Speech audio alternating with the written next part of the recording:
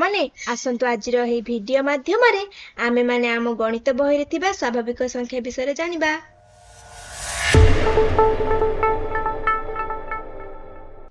ସ୍ୱାଗତମ୍ ପିଲାମାନେ, ଆଜି ଆମେ ଏହି ଅଧ୍ୟାୟରେ ଗଣନ ସଂଖ୍ୟା ଏବଂ ସଂଖ୍ୟାର ଇତିହାସ ବାବଦରେ କିଛି ଜାଣିବା। ତତ୍ସହିତ ସଂଖ୍ୟାର ବ୍ୟବହାର ସମ୍ବନ୍ଧୀୟ କିଛି କଥା ଆଲୋଚନା କରିବା। ତାହେଲେ ବିଷୟବସ୍ତୁ ଉପରକୁ ଯିବା। ଆସନ୍ତା ହେଲେ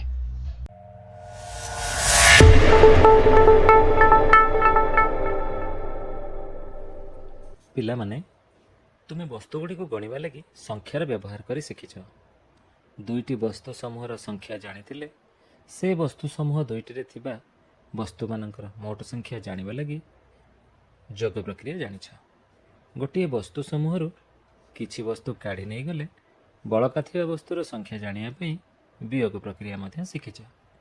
ଗୋଟିଏ ସଂଖ୍ୟାକୁ ନିଜ ସହିତ ବାରମ୍ବାର ଯୋଗ କରିବା କାର୍ଯ୍ୟକୁ ସଂକ୍ଷେପରେ ସମ୍ପାଦନ କରିବା ଲାଗି ଗୁଣନ ପ୍ରକ୍ରିୟା ଜାଣିଛ। ଆଉ ଗୋଟିଏ ସଂଖ୍ୟାରୁ ତା ଅପେକ୍ଷା ଏକ ଛୋଟ ସଂଖ୍ୟାକୁ ବାରମ୍ବାର ବିୟୋଗ କରିବା ପ୍ରକ୍ରିୟାର ଫଳାଫଳକୁ ସହଜରେ ଜାଣିବା ଲାଗି ହରଣ ପ୍ରକ୍ରିୟା ମଧ୍ୟ ଜାଣିଛ। ସଂଖ୍ୟା ଓ ତାହା ସହ ସମ୍ପୃକ୍ତ ପ୍ରକ୍ରିୟାଗୁଡ଼ିକର ଉପଯୋଗରେ ଦୈନନ୍ଦିନ ଜୀବନରେ ବହୁ ସମସ୍ୟାର ସମାଧାନ କରିପାରୁଛ। ଅର୍ଥାତ୍ ତୁମେମାନେ ସଂଖ୍ୟାକୁ ନେଇ ଯୋଗ, ବିୟୋଗ, ହରଣ ଏବଂ ଗୁଣନ ପ୍ରକ୍ରିୟା ଶିଖିସାରିଛ। ଆଜି ଆମେ ଏହି ଅଧ୍ୟାୟରେ ସଂଖ୍ୟାର କ୍ରମ ବିକାଶ କିପରି ଘଟିଲା ତାହା ଆଲୋଚନା କରିବା। ପିଲେ, ସଂଖ୍ୟାର ଐତିହାସିକ ପୃଷ୍ଠଭୂମିକୁ ଟିକେ ବୁଝି ନେବା ଆସ।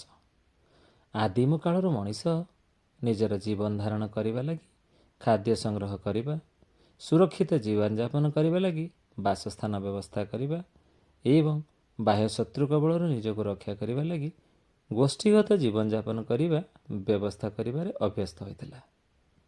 ପ୍ରଥମେ ସେ କେବଳ ଆଜି କଥା ହିଁ ଚିନ୍ତା କରୁଥିଲା। କ୍ରମେ ସେ ଭବିଷ୍ୟତ କଥା ଚିନ୍ତା କରିବାକୁ ଆରମ୍ଭ କଲା। ଯେତେବେଳେ ସେ ଭବିଷ୍ୟତ ଜୀବନଯାପନ କରି ପଶୁପାଳନ କରିବା, ବୃକ୍ଷରୋପଣ କରିବା କଥା ଚିନ୍ତା କଲା, ସେତେବେଳେ ସେ ପାଳନ କଲା ଏକାଧିକ ପଶୁ। ସେ ଲଗାଇଲା ଏକାଧିକ ବୃକ୍ଷ। ସେ ଯେଉଁ ପଶୁଗୁଡ଼ିକୁ ପାଳନ କଲା, ଯେଉଁ ଗଛଗୁଡ଼ିକୁ ଲଗାଇଲା, ସେଗୁଡ଼ିକର ହିସାବ ରଖିବାର ଆବଶ୍ୟକତା ସେ ଅନୁଭବ କଲା। ଆଉ ଏହି ହିସାବ ରଖିବା ବ୍ୟବସ୍ଥାରୁ କ୍ରମଶଃ ଆରମ୍ଭ ହୋଇଛି ଆମର ସଂଖ୍ୟା ଆଉ ସଂଖ୍ୟାର ବ୍ୟବସ୍ଥା। ସେମାନେ କିପରି ଭାବରେ ହିସାବର ବ୍ୟବସ୍ଥାକୁ ଗ୍ରହଣ କରିଥିଲେ ସେଗୁଡ଼ିକ ଆମେ ଆଲୋଚନା କରିବା। ତା ଗୁହାଳରୁ ଯେଉଁ ପଶୁଗୁଡ଼ିକ ବାହାରକୁ ଗଲେ ସେଗୁଡ଼ିକ ପୁଣି ସନ୍ଧ୍ୟାବେଳକୁ ଗୁହାଳକୁ ଫେରିଲେ କି ନାହିଁ ତାର ହିସାବ ରଖିବା ଲାଗି ସମ୍ଭବତଃ ପଶୁଗୁଡ଼ିକୁ ବାହାରକୁ ଗଲାବେଳେ ସେ କାନ୍ଥରେ ଗୋଟିଏ ପଶୁ ଲାଗି ଗୋଟିଏ ଗାର ଟାଣିଲା ଓ ପଶୁଗୁଡ଼ିକୁ ଫେରିଲା ବେଳେ ଗୋଟିଏ ପଶୁ ଲାଗି ଗୋଟିଏ ଗାର ଟାଣିଲା। ପଶୁ ଗୁହାଳରେ ପଶିଲେ ଗୋଟିଏ ଗାର ଲିଭାଇଲା। ଶେଷରେ ଯଦି ଦେଖିଲା ଗୋଟିଏ ଗାର ଅଲିଭା ରହିଲା, ସେ ଜାଣିପାରିଲା ଯେ ତାର ଗୋଟିଏ ପଶୁ ଫେରି ନାହିଁ।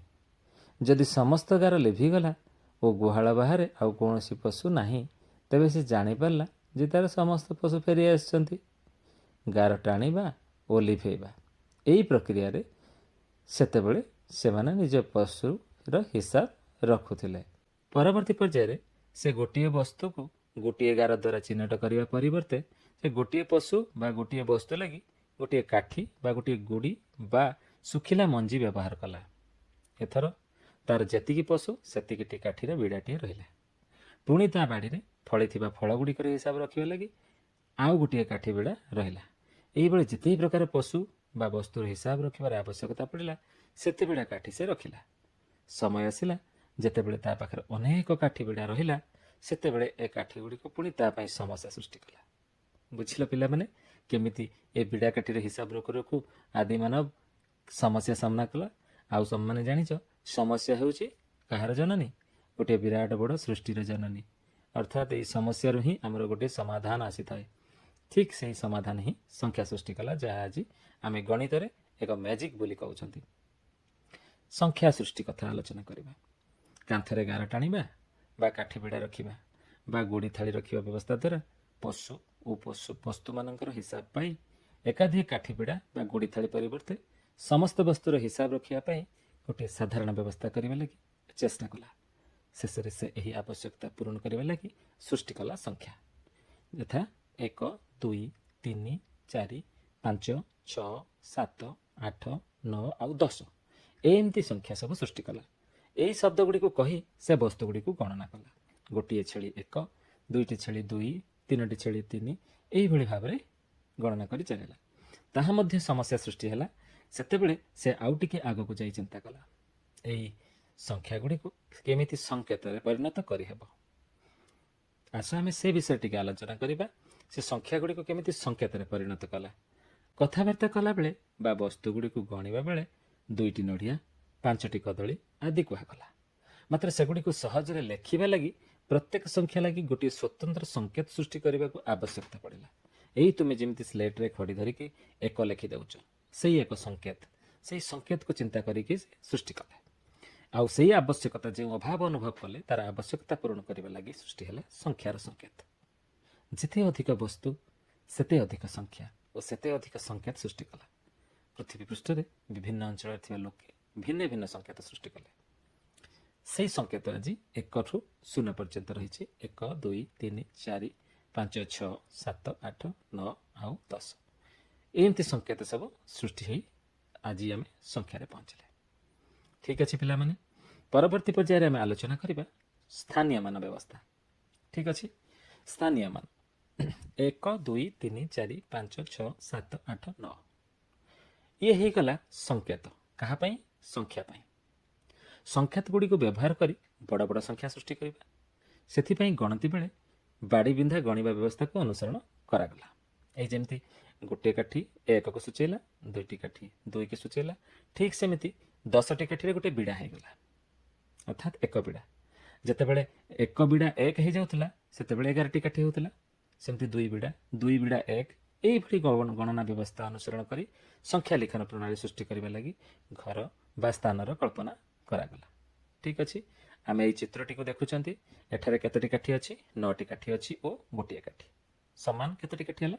10ଟି କାଠିରେ ଗୋଟିଏ ବିଡ଼ା ହେଇଗଲା। 10ଟି କାଠିରେ ଗୋଟିଏ ବିଡ଼ା ଲେଖିବା ପାଇଁ ଗୋଟିଏ ଘର ବା ସ୍ଥାନ ସୃଷ୍ଟି କରାଗଲା। ତାହା ଏମିତି ଆମେ ଦେଖିବା ଚିତ୍ରରେ କ'ଣ ଅଛି? ଗୋଟିଏ ବିଡ଼ା ଅଛି, ଅର୍ଥାତ୍ ବିଡ଼ା ଘରେ 1 ରଖାଗଲା ଏବଂ ଗୋଟିକିଆ ଘରେ କିଛି ରହିଲା ନାହିଁ।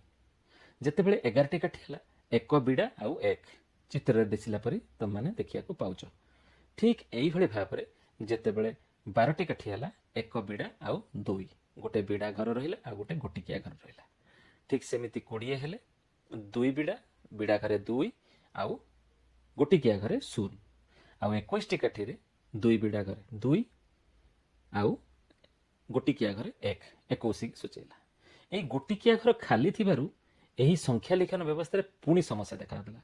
ସେମାନେ 10କୁ କେମିତି ଲିଖନ କରିବେ ବା ସଂକେତରେ ପରିଣତ କରିବେ, କାରଣ ସେମାନେ 1ରୁ 9 ପର୍ଯ୍ୟନ୍ତ ଜାଣିଥିଲେ, ଅର୍ଥାତ୍ ତୁମମାନେ ବୁଝିବାକୁ ପଡ଼ିବ ଶୂନର ବ୍ୟବହାର ଜାଣିନଥିଲେ। 10 20 30 40 50 100 120 130 ଏମିତି ସବୁ ବଡ଼ ବଡ଼ ସଂଖ୍ୟା କେମିତି ଲେଖିବେ ସେମାନେ ବାଜି ପାରୁନଥିଲେ। ସେମାନେ କେବଳ 100 ପାଇଁ 10 ବିଡ଼ା, 120 ପାଇଁ 12 ବିଡ଼ା ଏମିତି କରି ରଖୁଥିଲେ। ଆଉ ଯେତେବେଳେ ତାକୁ ସଂକେତରେ ବ୍ୟବହାର କରୁଥିଲେ ସେତେବେଳେ ବିଡ଼ା ଘରେ କେବଳ 1 2 3 4 5 6 ଏମିତି ସଂଖ୍ୟା ଲେଖୁଥିଲେ, କିନ୍ତୁ ଗୋଟିକିଆ ଘରେ ଆଉ କ'ଣ ଲେଖିପାରୁ ନଥିଲେ। 10 20 ଆଦି ସଂଖ୍ୟା ଲେଖିବା ବେଳେ ଗୋଟିକିଆ ଘର ଖାଲି ରହୁଛି, ଏହା ଏକ ସମସ୍ୟା ହେଲା। ଘର 2ଟି ନ କଲେ ଗୋଟିକିଆ ଘର ଖାଲି ଥିବା କଥା ଦେଖାଇ ହେବ ନାହିଁ। ମାତ୍ର ଅନ୍ୟ ସଂଖ୍ୟା କ୍ଷେତ୍ରରେ ଘର ନ ଦର୍ଶାଇ ମଧ୍ୟ ସଂଖ୍ୟା ଲେଖିବା ସମ୍ଭବ ହେଉଛି। ଏଇ କଥା ତାଙ୍କର ଚିନ୍ତାଧାରାକୁ ଆସିଲା। ଏଇ ଯେମିତି 11 ଗୋଟିକିଆ ଘରେ 1 ରହୁଥିଲା ଆଉ ବିଡ଼ା ଘରେ 1 ରହୁଥିଲା। ଯେମିତି 12 ଗୋଟିକିଆ ଘରେ 2 ରହୁଥିଲା ଆଉ ବିଡ଼ା ଘରେ 1 ରହୁଥିଲା। 11 12 13 25 26 27 37 48 57 55 ଏମିତି ସବୁ ସଂଖ୍ୟା ଲେଖିବା ପାଇଁ ସେମାନଙ୍କୁ ସୁବିଧା ହେଲା। କିନ୍ତୁ 10 20 30 40 50 60 70 80 90 100ରେ ଗୋଟିକିଆ ଘର ଅଡ଼ୁଆରେ ପକାଇଲା। ଗୋଟିକିଆ ଘର ସବୁବେଳେ ଫାଙ୍କା ହିଁ ରହୁଥିଲା। ଏହି ସମସ୍ୟାର ସମାଧାନ ଭାରତୀୟ ପଣ୍ଡିତମାନେ ହିଁ କଲେ, ଅର୍ଥାତ୍ ଶୂନର ପରିକଳ୍ପନା ହେଲା। ଏହି ଭାରତୀୟମାନେ ଶୂନର ପରିକଳ୍ପନା କଲେ। କେମିତି କଲେ? ଗୋଟେ ଘରେ କିଛି ନାହିଁ, ଅର୍ଥାତ୍ ଶୂନ। ଶୂନର ଅର୍ଥ ହେଉଛି କିଛି ନାହିଁ। ତେଣୁ ଶୂନ ସୃଷ୍ଟି ହେଲା, ଯାହାର ନାମ ଦିଆଗଲା ଶୂନ। ତାର ସଂକେତ ତୁମେ ଚିତ୍ରରେ ଦେଖିପାରୁଛ, ତୁମେ ଲେଖିଛ ଏବଂ ବ୍ୟବହାର ମଧ୍ୟ କରୁଛ। ଅତଏବ 10ରେ 1 ଆଉ ଗୋଟିକିଆ ଘରେ ଶୂନ ଲେଖାଗଲା। ଆଉ ସଂଖ୍ୟା ଲେଖିବା ବେଳେ ଘର ଗଣିବାର ବା ଘର ଟାଣିବାର ଆବଶ୍ୟକତା ପଡ଼ିଲା ନାହିଁ। ସଂଖ୍ୟା ଲିଖନରେ ଦୁଇଟି ସଂଖ୍ୟା ବ୍ୟବହାର ହୋଇଥିଲେ ତାହା ଦୁଇଟି ଘର ବା ଦୁଇଟି ସ୍ଥାନର ସୂଚନା ଦେଉଥିଲା। ପ୍ରତ୍ୟେକ ସ୍ଥାନରେ ଏକ ମୂଲ୍ୟ ବା ମାନ ରହିଲା। ଏଣୁ ଏହି ବ୍ୟବସ୍ଥାକୁ ସ୍ଥାନୀୟ ମାନ ବ୍ୟବସ୍ଥା କୁହାଗଲା। ଏହି ବ୍ୟବସ୍ଥାରେ ସଂଖ୍ୟା ଲିଖନ ପ୍ରଣାଳୀରେ ପୂର୍ଣ୍ଣତା ଆଣିବା ପାଇଁ ସୁନାର ସୃଷ୍ଟି କରାଯିବା କଥା ତମେ ଜାଣିସାରିଲଣି। ଏବେ ଆମେ ଲିଖନ ଲାଗି ଯେଉଁ ସଂକେତ ଗୁଡ଼ିକ ବ୍ୟବହାର କରୁଛନ୍ତି ସେଗୁଡ଼ିକ ଟିକେ ଜାଣିବା, ଯଥା 1, 2, 3, 4, 5, 6, 7, 8, 9 ଆଉ ଏଗୁଡ଼ିକୁ ଗଣନ ସଂଖ୍ୟା କୁହାଗଲା। 1, 2, 3, 4, 5, 6, 7, 8, 9 ଏମିତି ଗଣନ ସଂଖ୍ୟା ଭାବରେ ଏବଂ ତାର ସଂକେତ ତୁମେମାନେ ଦେଖିଛ ଲେଖୁଛ ସେଗୁଡ଼ିକୁ ସେମାନେ ପରିଚୟ ଦେଲେ। ତାପରେ ସେଗୁଡ଼ିକୁ ଅଙ୍କ ହିସାବରେ ବ୍ୟବହାର କରାଗଲା। ପିଲାମାନେ ଏହି ଅଧ୍ୟାୟରେ ତୁମେମାନେ ସଂଖ୍ୟାର ଇତିହାସ ଏବଂ ଏହି ସଂଖ୍ୟା ଯେତେବେଳେ ବିଭିନ୍ନ ଅସୁବିଧାରେ ପକାଇଲା ସେ ଅସୁବିଧା କ୍ରମରେ ତାର ସଂକେତ ସୃଷ୍ଟି ହେବା, ସଂକେତ ସ୍ଥାନୀୟ ମାନରେ ପରିଣତ ହେବା ଏବଂ ସ୍ଥାନୀୟ ମାନ ପରେ ପରେ ଶୂନର ବ୍ୟବହାର ବା ଶୂନର ସୃଷ୍ଟି ମଧ୍ୟ କରାଗଲା। ଭାରତୀୟ ଗଣିତଜ୍ଞ ଶୂନକୁ ସୃଷ୍ଟି କରିଥିଲେ। ଏ ସମସ୍ତ କଥା ତୁମେ ଏ ଅଧ୍ୟାୟରେ ବୁଝିଲ। ତୁମମାନଙ୍କୁ ବହୁତ ବହୁତ ଧନ୍ୟବାଦ। ପରବର୍ତ୍ତୀ ଅଧ୍ୟାୟରେ ସଂଖ୍ୟାକୁ ନେଇ ଅନେକ କଥା ଆମେ ଜାଣିବା। ସେତେବେଳେ ପର୍ଯ୍ୟନ୍ତ ତୁମମାନେ ଧୈର୍ଯ୍ୟ ସହକାରେ ଅପେକ୍ଷା କରିବ ଏବଂ ତୁମମାନେ ଏହି ବିଷୟଟିକୁ ଭଲ ଭାବରେ ଶୁଣିଥିବାରୁ ତୁମମାନଙ୍କୁ ବହୁତ ବହୁତ ଶ୍ରଦ୍ଧା, ସ୍ନେହ ଆଉ ଶୁଭେଚ୍ଛା। ଆଜି ପାଇଁ ଏତିକି। ଅନ୍ୟ ବିଷୟ ଗୁଡ଼ିକ ଆମେ ଆଲୋଚନା କରିବା ପରବର୍ତ୍ତୀ ଭିଡ଼ିଓରେ। ବହୁତ ବହୁତ ଧନ୍ୟବାଦ ଦେଇ ରହୁଛୁ।